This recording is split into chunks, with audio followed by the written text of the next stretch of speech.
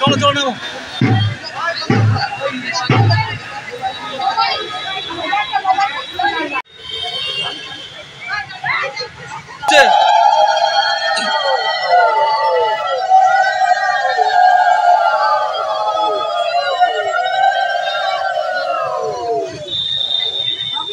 এই ব্যাপার সব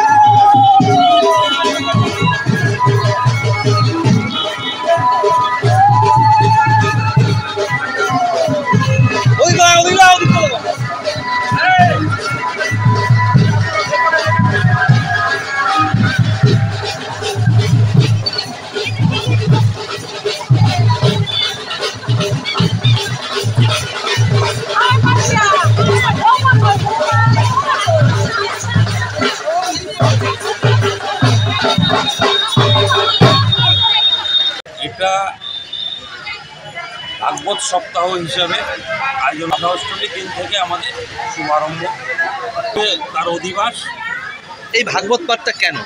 ভাগবত পাঠটা অ্যাকচুয়ালি আমাদের যে অভয়ার যে মৃত্যু, আরজিকরের যে ঘটনা, ঠিক তারই একটা আত্মার শান্তি কামনায় আমরা মা বোন ভাই বোন সকলেই মিলে একটা আয়োজন করলাম, যেন সেই মহিলাটা বা বোন হোক মা হোক যেই হোক তার যেন আত্মার শান্তি হয়, ভগবান তাকে সদ্গতি করুক, তার আত্মার শান্তির কামনায় আমরা এই ভাগবত পাঠের আয়োজন করি। কী চাইছেন? দোষীদের কঠোর থেকে কঠোরতম শাস্তি হোক, ভবিষ্যতে যেন এই ধরনের কোনো দুষ্কর্ম করতে কেউ সাহস না পায়, আগামী দিনে যেন আমাদের একটা সুন্দর ভালো প্রকৃত পরিবেশ তৈরি হোক, সকলে মিলে যেন আমরা মিলেমিশে এই সমস্ত অনুষ্ঠানের মাধ্যমে সকলের সঙ্গে ভালোভাবে সম্প্রীতি বজিয়ে রেখে চলতে পারি। আপনার নাম?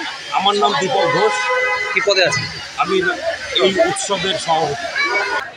আমাদের এই মাতৃমণ্ডলী থেকে ভাগবত সপ্তাহের আয়োজন করা হয়েছে। মূলত রাধাষ্টমী উপলক্ষে অনুষ্ঠানটি করা হচ্ছে।